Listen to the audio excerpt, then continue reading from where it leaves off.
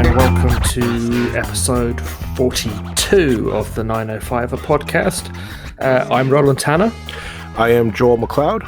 And today we're going to discuss some of the subjects arising from our episode on Tuesday, where we spoke to Chair Jeff Knoll, the chair of Halton Police Services Board, also councillor for Oakville's Ward 5, I believe. And the and our takeaways from that, particularly Joel's takeaways from that, just to clarify why I didn't take part in that interview. There's no great secret, but I thought it was the right thing to do because Councillor Kroll's wife is a client of mine through work she does for a non-profit organisation in Oakville. So it's just for the purposes of complete openness and everything, I thought it was a good idea not to take part in that interview, and I'll kind of to some extent reserve judgment today. But I certainly think where we've got established facts and there's no real debate to be had, so to speak. We're going to be talking about the wider issues arising from that conversation. I'll certainly be commenting. So, Joel, how did you think the interview went, and what were your takeaways from it?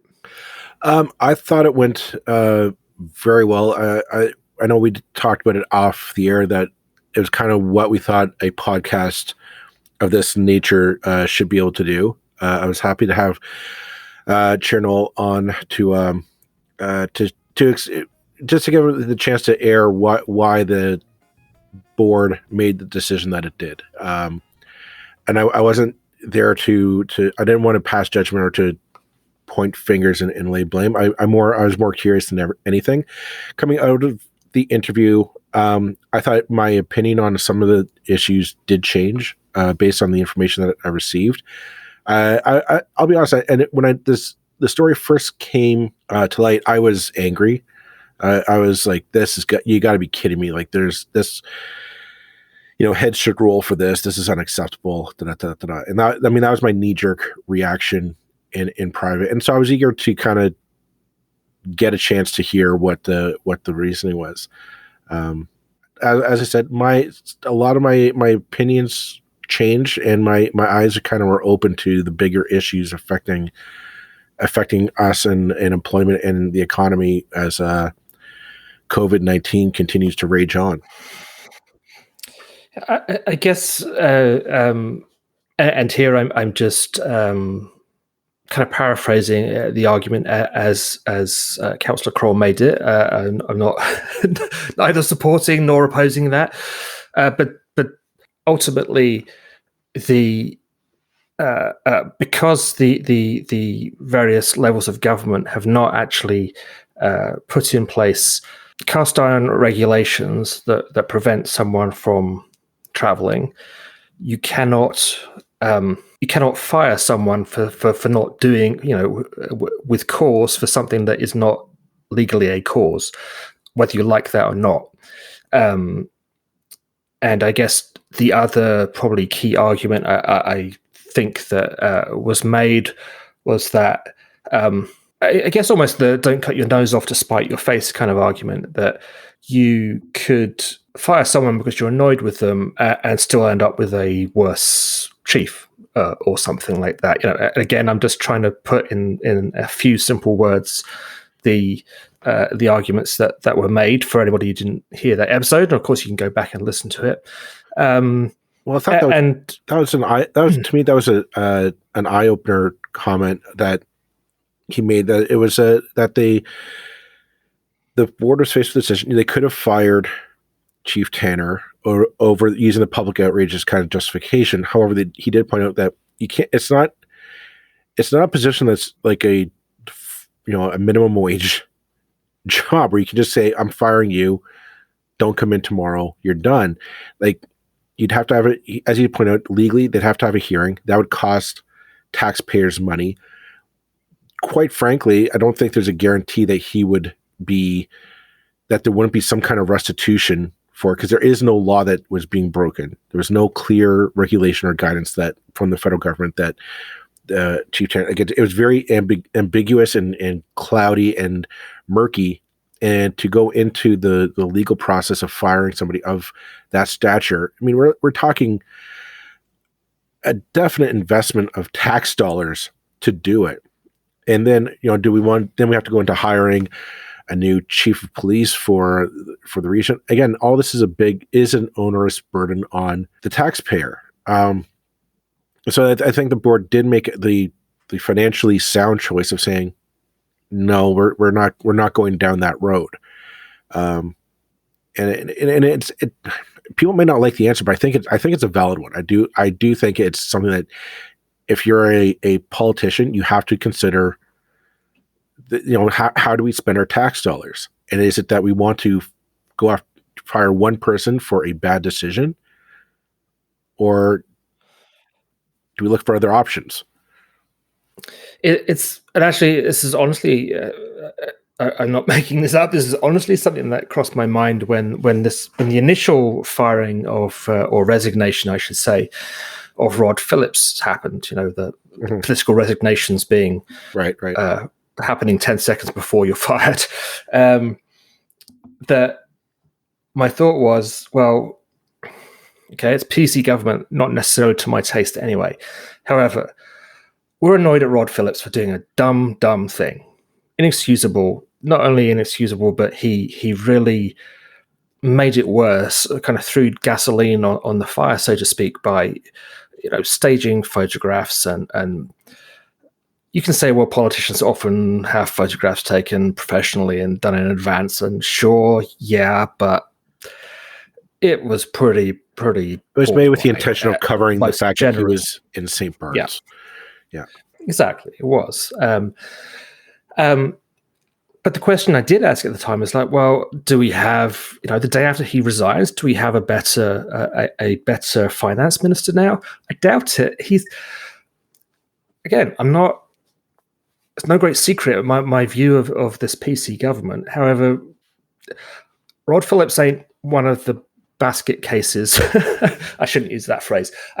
He's not one of the real outliers. Remind me who the finance minister is now, because it wasn't a name I actually recognized very well. I don't know off the top of my head myself. I know, right? Yeah. That perhaps tells its own story. Rod Phillips was at least a prominent front bencher with some clout of his own. So it is, again, is it right? You can take either views, but you do come back to that. Did we cut our nose off to spite our face? That our anger led us to firing one, no doubt, flawed finance minister and placing it with someone who, well, I don't know, because I don't even know what his name is. But but I think Councillor Knoll had an excellent point of the highlight was always the politicians coming back. You had Rod Phillips, Kamal Kara of the Liberal Federal Caucus losing her parliamentary secretary position, and I thought it was a good point that none of them actually lost their jobs. They're still sitting in caucus as a member of their respective parties. They've resigned their positions, these extraneous positions in government that would earn them, they would earn extra pay to sit there, but I mean, they're still earning a nice paycheck as a backbench MP or MPP, as it were, but they still have their job. They're still going into work Monday morning, 9 a.m., ready to work. They lost a little bit of prestige, but that kind of bring it back to Chief Tanner. It is a point that, you're talking about taking away somebody's job over a bad decision. And I think we can all agree it was a very bad decision on the part of Chief Tanner. It was short-sighted and it wasn't well thought out. And quite frankly, I'm pretty sure, I know if I was a member of the Police Services Board and if it was brought to me, if he brought to me his petition, can I go on a vacation? I'd be like, geez, Steve, I don't think now's a good time. It's, I don't really know how I can sell this to the people when they say, "Hey, where's the chief of police?" and I say, "Oh no, he's in Florida," I don't know how I can say, "Yeah, I think it was a good idea right now." And I can understand. I think it's a bad decision. I think Chief Tanner's penance, if you will, isn't going to be lose job. It's going to be, and this is a question that I followed up with, and what I wanted to ask is, like, how does he maintain that position of public leader? Because the public is angry with him, and rightfully so. There's no. I'm not. The public anger, like, this is a bad decision. This is a bad choice to do. The public is vocal in their outrage. I get it, and I'm kind of with them on that. And then you hear from the union president that the rank and file were upset. They're like, we need you here, and you weren't. You made a bad decision. How do you, as a leader of an organization the size and prominence of the Halton PD, like, how do you move forward as a leader? And that to me, I think, is his penance, is that he's got to go back to the rest of us and to his subordinates and say, I need to earn back your confidence and your respect as leader. That you might say that's a cop-out, but that is not an easy thing to do. That is not an easy thing to do when you've spent, I think it was 8 years as chief of police, and you've built up a reputation, and in one action you kind of undercut that. I don't know if that's necessarily an easy thing to do. Time will tell if he's able to do it. I don't know. And I think just to take it in a slightly different direction, I think this has been an interesting exercise for us as the sort of two people who kicked off this podcast, mm-hmm. because it's a classic case of a story that seemed, and I emphasize once again, I'm most definitely not taking a position on this one because of the connections I have. It just wouldn't be fair. However, the stories like this, as we know from sort of our time working with you working with politicians and me being a hanger-on and a volunteer, a lot of stories have an awful lot more going on underneath the surface than they do at first glance. And one of the problems with our media, and it's not a criticism, it's just a nature of the beast, that traditional television, traditional print media only had so much space per story. There was literally no place for the chair of Halton Police Services Board to do a 25-minute interview on CBC. It's not going to happen. It's not even going to happen on CHCH. So that's something we can do. The judgment that comes from those interviews, to an extent, is certainly not ours alone to make. We can provide a service to listeners and say, hey, here's someone who never would have heard directly before speak on the record for half an hour on a single narrow subject that impacts their lives directly. I mean, I'll be honest, I was proud of the interview that we did. I stand by it. I know I'm not a professional journalist, but quite frankly, these were questions that you and I had been asking ourselves leading up to it. And I know other people were chiming into us saying, yeah, I want to know what happened. Like, why didn't they fire him? Why didn't they hang him out to dry? And, you may not like the answer, but I think the answer is a valid one. I think the answer is a credible one. And I think it was an answer that we were able to get because of the format of this podcast. We're able to sit down and have those conversations. And the great thing is we weren't sitting here trying to, pigeonhole the chair into, I need a 30-second soundbite. You have, 1 minute to answer, sum up all the nuance of a 20-hour closed door meeting into a 1 minute soundbite. That's not fair to him. It's not fair to us. And it's not fair to our listeners, because I want to get to that nuance. I want to hear that, yes, I imagine probably behind those closed doors, voices were raised, anger, people were just, I am, probably using more colorful language than we're using now. But, I imagine tempers were raised and opinions were shared. And quite frankly, there were a lot of people who were just upset. Like, they don't want to be doing this. This is not what they want to be doing with their time and the taxpayers' dollar. And we have bigger things to worry about than, a disciplinary hearing. And so I was appreciative of Councillor Knoll to be able to come on and provide him a platform to explain what happened. You may not like the explanation as a listener. I respect that, but it is what we got. Well, it's you may not like the answer, but you got to hear the answer, right? Yes, and that I can't think in Halton, at least. I mean, it's slightly different in Hamilton, slightly different in Peel, but certainly for Halton, I don't know there's no radio stations. I mean, actually today, as it happens, I mean, Bell has just announced the laying off hundreds upon hundreds of journalists, news staff, producers, media, working kind of frontline news people across Canada, and that's going to affect hundreds of sort of local radio stations. So a situation which is already poor just got a whole lot worse. And it's like the situation can't get worse in Halton because there is no situation to get worse. Again, at least if we're able to provide those an avenue by which people can hear direct from the horse's mouth, so to speak, and in detail, I mean, again, it's so important that we all grew up watching television of kind of those sparring matches between a politician trying to say nothing and a journalist trying to get them to say anything. And that can be very tedious and boring and not really helpful. You can do that in a 5-minute interview. It's pretty difficult to do it over half an hour. Well, I think that's what one of the things that you and I wanted to do with this podcast was to provide a platform for the hard topics. I mean, this wasn't an issue. I don't know how you go on to a medium like this or like anyone and say, I have to explain a decision that's not popular with the masses.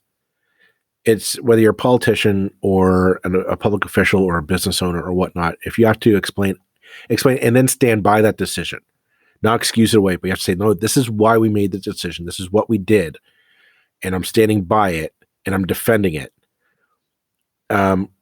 I do think like you can't do that in a 1 second, 30 second or a 1 minute soundbite. You need, because I think you say, I was proud that we were able to say, we're going to give you your 5 minutes or 10 minutes or however long it takes. Explain this decision, explain your answer, go into the nuance, go into the detail. I don't want to hear a 30-second key message soundbite because especially with somebody who was there in the room. Right. Somebody who was there, who was participating in the discussion. I'm not going to give you, I don't want a 30-second soundbite. I want a detail. I want to know, how did you reach this decision? And I think we got it. I think we got a fair response. I was just going to say, to bring it back to the discussion itself, it's one of those things that it opened our eyes up to, there are bigger forces and bigger issues to play here than just Chief Tanner's poor decision to go to Florida over the holidays. And the same goes with the politicians who are going to trips and to other personal outings, is that we don't have real clarity on what to do in this pandemic. The fact that, federally, we are allowed to travel. We can. Now, I know that recently the federal government put in the guidelines that the rules that we now have to house ourselves in a hotel, get a COVID test, and if we're clear, we're allowed to leave, but it's all at our own expense, upwards of $2,000 at expense. Okay, great. That should have been in, back before the holidays, for sure. Yep. But there is that ambiguity over larger matters of how do we live with this, and it's not just the federal government. I would extend this problem as well down to the provincial. I mean, we're told, oh, we're in lockdown. Okay, what's that mean? Only essential services. Okay, what are essential? Oh, you decide. And which is utterly ludicrous. Well, I'm going to say two things quickly. Sorry, I'll just interrupt you. Apologize. The first one, I always like to point out when I'm about to criticize Liberals because I have been a Liberal, and I want to prove to the world that I'm willing to stick it proudly to everybody equally. Yeah, well, I'm proudly willing to be rude to all of them. I think we have been complimentary in some regards with to do with the Liberal response to COVID. I think in regard to this travel thing, that they've made the same mistake as the province have of exactly that. It's ambiguity. There's no space for ambiguity in rules to do with spreading a disease. If you say we'd rather you don't do this, but it's still legal, people will do it because they are human and fallible, and they will make excuses and they'll find. I think, well, you know what? Our house is flooding. That's kind of a big deal. And that's an arguable point. There are people who will make the same judgments based on less. Well, there are people who just go on holiday. Let's face it. Now, and it's like, Rod Phillips wasn't breaking the law either. He was breaking every expectation of a politician at the moment. But no laws were broken. Just take that out of the equation. Say, we appreciate this is a massive restriction on our normal civil liberties, but this is an emergency, the like of which comes, hopefully, not much more than once a century. So, sometimes that's what's required. Whatever you do, take the ambiguity out of it. And the Liberals made that mistake, and I think they just, like you said, they should just, no traveling, unless there is. These are the reasons for which you can travel. Your house is just burnt down. Your relative has died. Your blah, blah, blah. Right. Then you can travel. Everybody knows where they stand. Then we can get on with that. And every step of the way where we've had ambiguity or given people the ability to bend the rules, again, it's like humans are humans, right? Humans will do what humans do, which is try and interpret things in the most positive way possible for their own circumstances. We all do it, and that's it's. I don't. Maybe it's the problem with the Canadian public is that we don't allow for that nuance to happen from our politicians. Maybe our politicians, maybe Justin Trudeau and maybe Doug Ford are too scared to just sit there and say, no, you can't do this. No, I'm saying no. And, it's hard to justify, and it's hard, and it's hard to say, that we're looping this in because it's similar to this or that. It's hard. And I look at the provincial response with, we're going to lockdown, only essential services. What's essential? You decide. And the rationale was, whatever's essential in Toronto isn't going to be the same essential in Timmins. And I got to thinking, no, it pretty much is. Can you think about what's essential to live? Okay, you need to feed yourself, and you need to make sure that you have proper shelter. You need to be able to look after your house. Food, fuel. Yeah, and water's hype. And then obviously, emergency services. Other than that, what else is really required to be open? Like an actual brick and mortar store open. Everything else, I'm pretty sure, can be done online. And I'm also talking about all the other surrounding industries that feed into it. So you have your farmers, lumber, construction materials, all that stuff. I get that needs to be done. But we at the start, when we had the first lockdown way back in, almost this time last year, we got a big detailed list of this is what's considered essential. This is if you're in this industry, you're permitted to stay open. If you're not, stay home. And I thought, why can't we do that the same? I'm honestly puzzled as to what is so different in Timmins that you can't say, yes, what's essential to live in Toronto is also essential to live in Timmins. And it's the government's job to make those decisions. It's and they can, as you pointed out, they completely undercut their own argument, because it's like, well, you're saying you can't do something that you literally did 6 months ago, 9 months ago.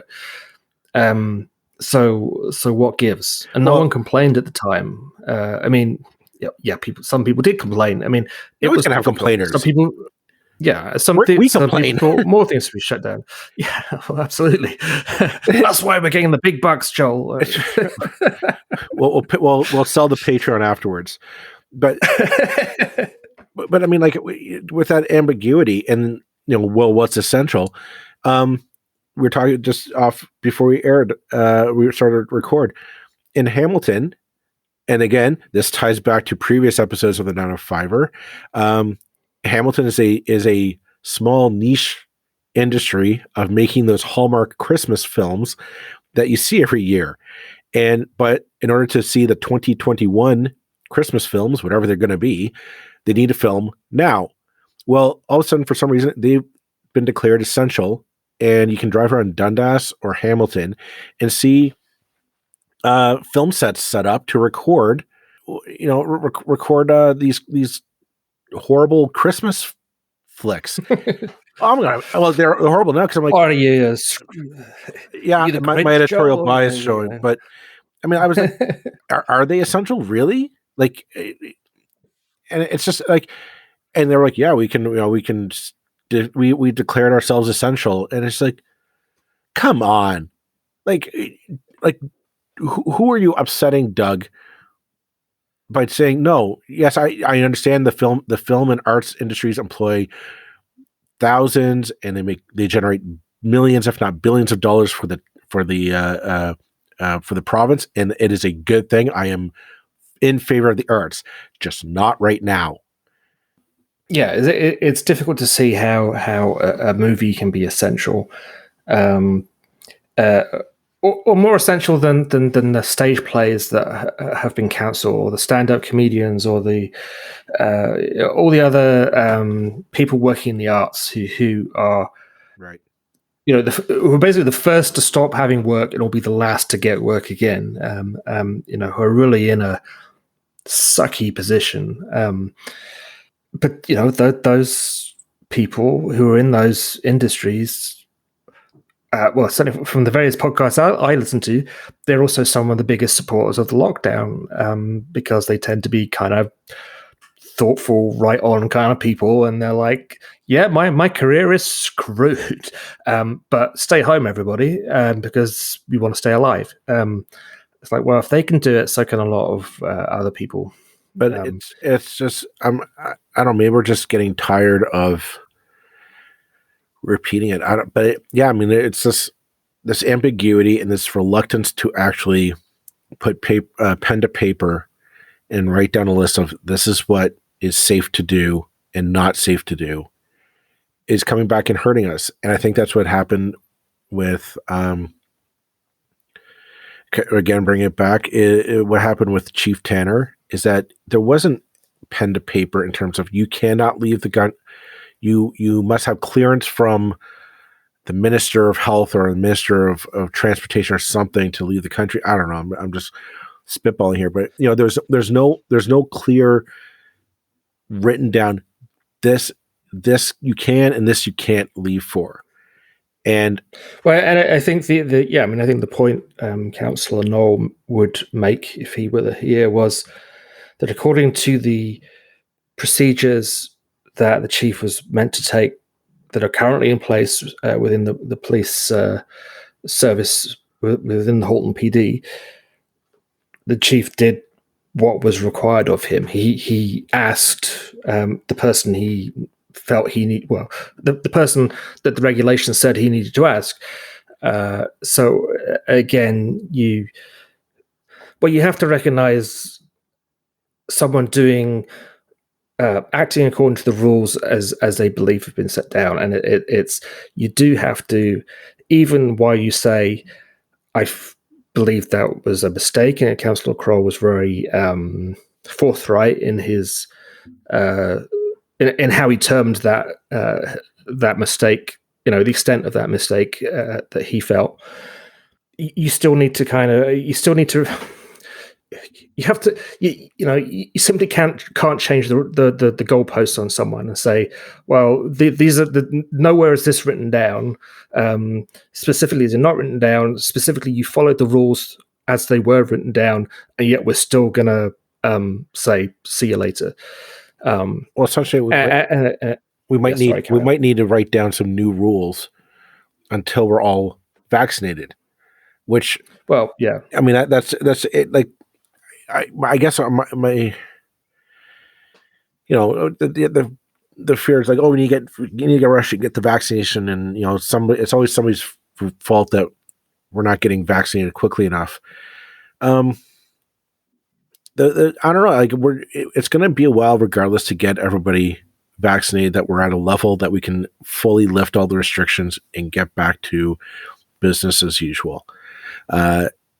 Until that happens, we need leadership to write down, we can and cannot do these things.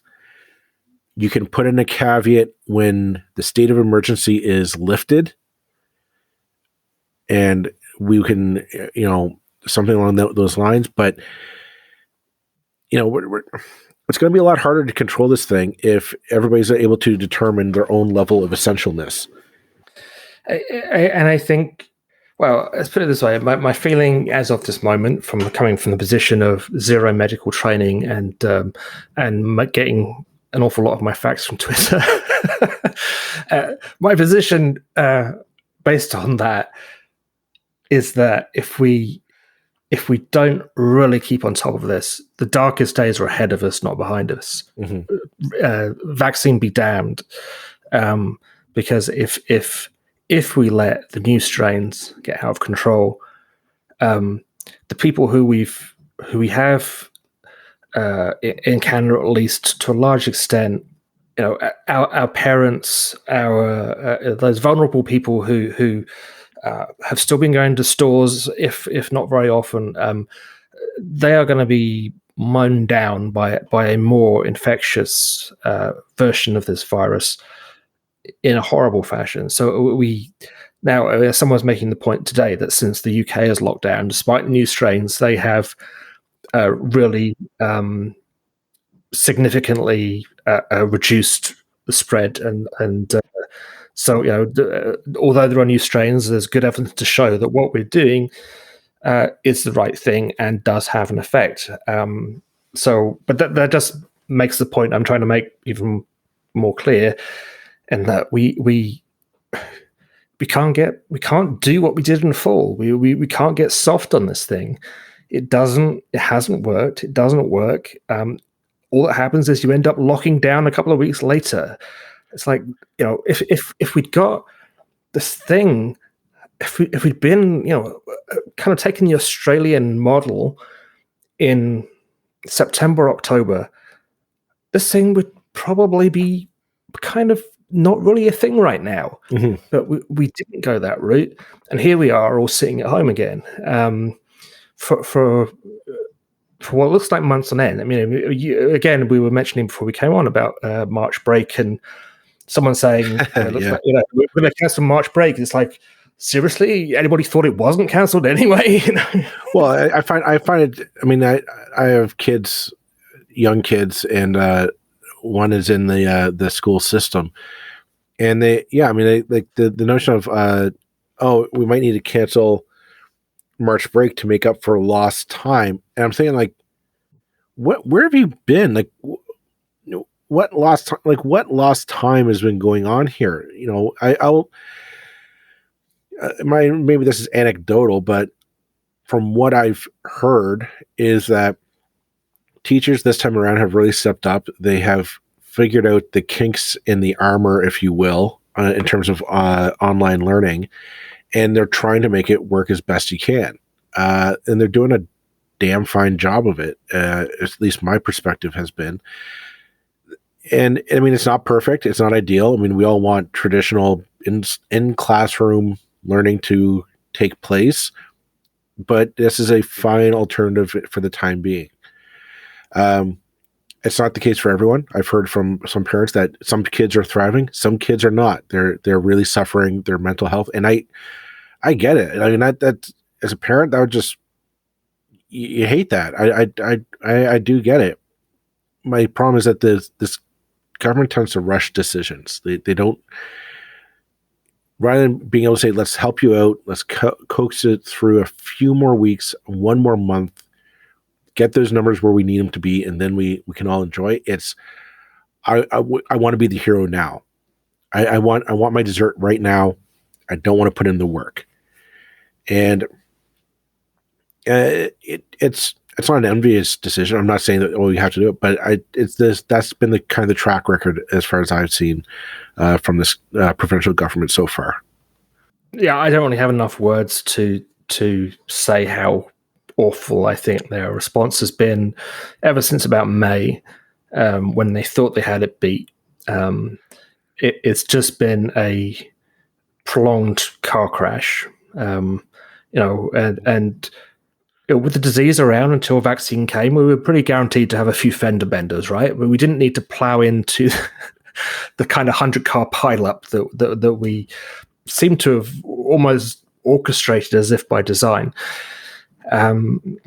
It drives me mad. It drives me mad. People are dying. People have died who did not need to die. It's as someone made the point today, that people said, well, Canada's not like Australia. It's not like New Zealand. We're not surrounded by a large body of water. Well, nor is Nova Scotia and New Brunswick, but they've managed to do it. And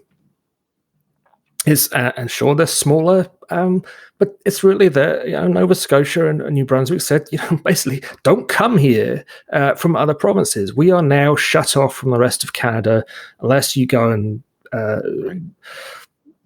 stay for 2 weeks. We're in Ontario, we're getting instances of the South African virus. It's like, well, who the hell came from South Africa in the last few weeks? Well, Why are they here? Well, that again goes up to the federal government of like, how are they getting into our country? And I mean that sounds xenophobic, and I don't want it to be, but it does make the question like, who is so essential that we have to let them into the country right now? And they all want to think of like, if you're a doctor coming in with like, I have research papers to share with colleagues that we can perform experiments or whatever. I don't know. It's just this, like, our Canadian nicety. Like we're so afraid of offending somebody or just getting into an argument that we just do this passive aggressiveness, and we don't put our foot down and say, no, this is not going to happen. Because I don't know any business travel that needs to happen. Pretty much right now, we're realizing, hey, it all can be done on a Zoom call or through email. Yeah, even an awful lot of emergencies can be dealt with via Zoom and email. It's not ideal. You'd probably much rather do it in person, but I live here. Myself and my siblings are dealing with property sale that ain't going to be happening anytime soon in the UK, of the place where my mother previously lived. And boy, don't get me started on that one. But anyway, right. But none of us are traveling anywhere to deal with those things. We're doing it via email and Zoom and the rest of it. It seems like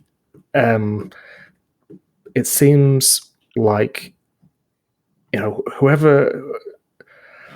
Well, even if there was a good reason for someone to come from South Africa, they should have been in 2 weeks quarantine anyway. How are we letting?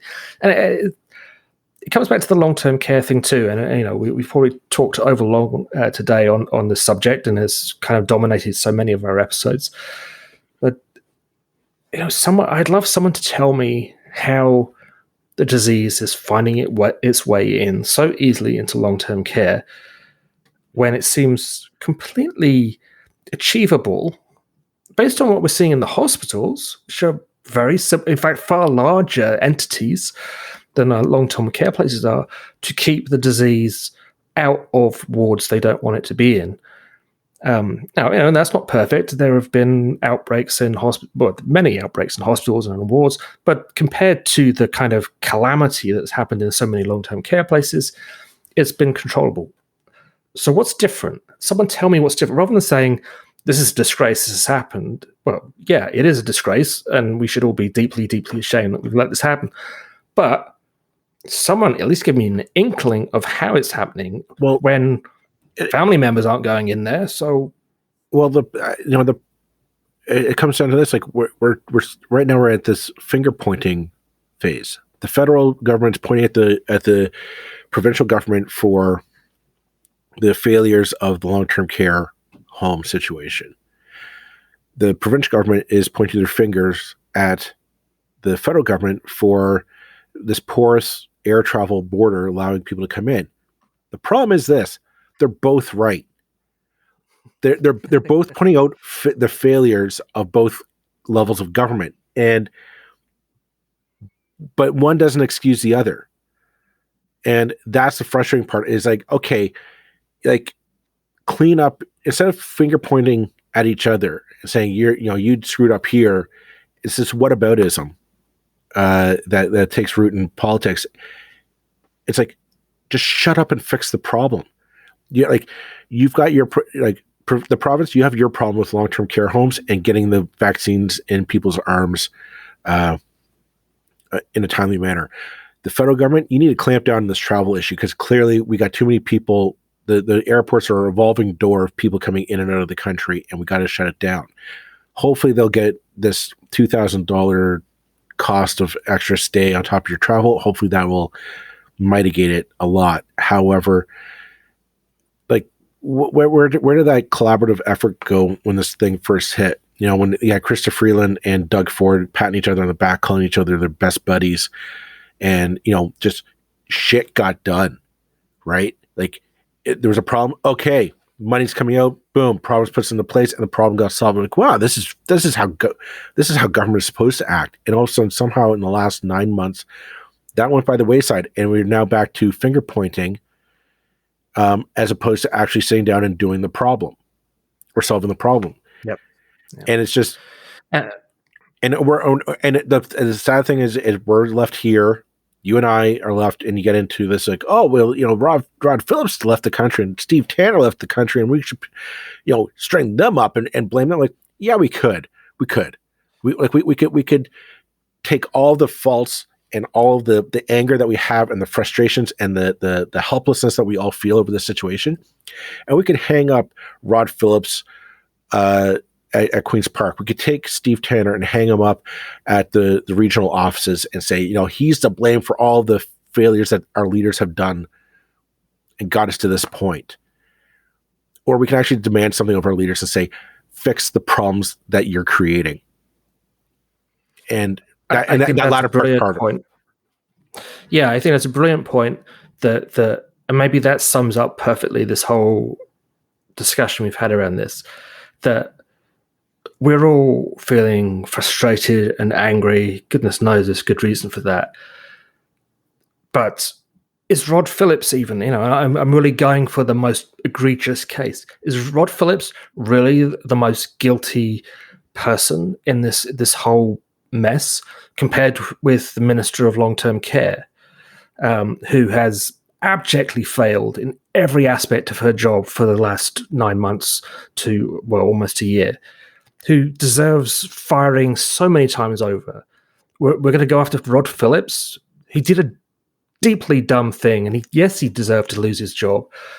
But why is it that we cannot focus on things that absolutely matter more?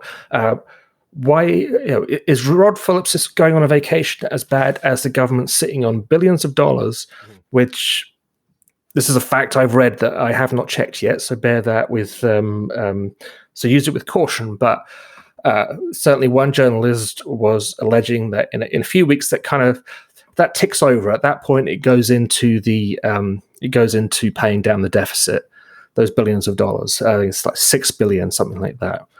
$6 billion, the kind of money that was used to bail out General Motors. I think it was General Motors only a bit over a decade ago.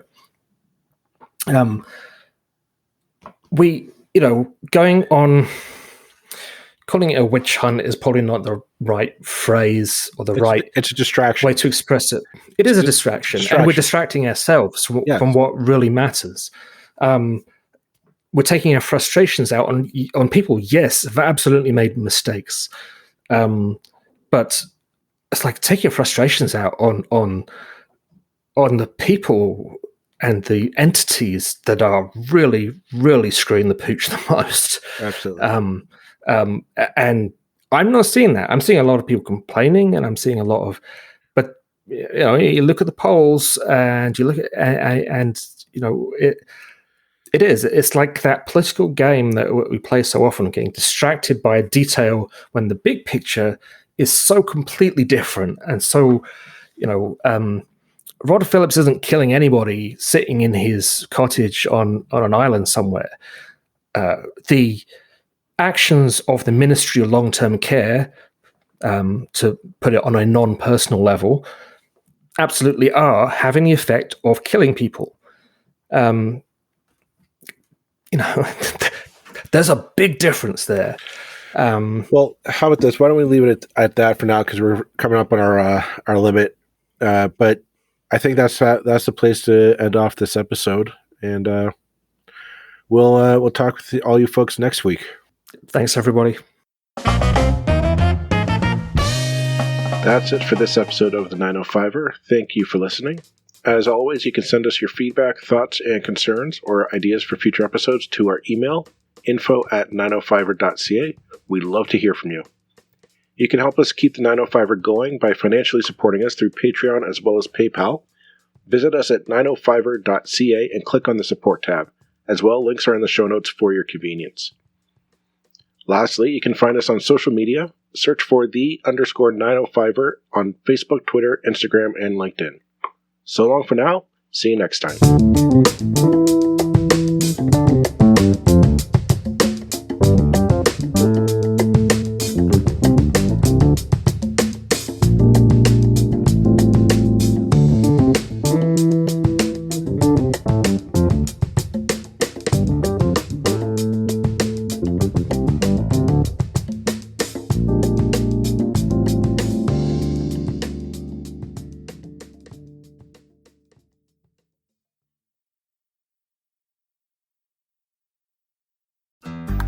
Looking to make the most out of this life and optimize your personal wellness? Then check out the Natural Man Podcast. Join me, host Mike C., as we explore all areas of human wellness, physical, mental, and emotional. Learn strategies to optimize your own well-being and be in the driver's seat of your own health. Remember, your doctor works for you. Learn biohacks, neurohacks, ways to improve sleep, and ways to optimize your body and your mind. Check us out on Apple, Spotify, the Fountain app, and at naturalmanpodcast.com.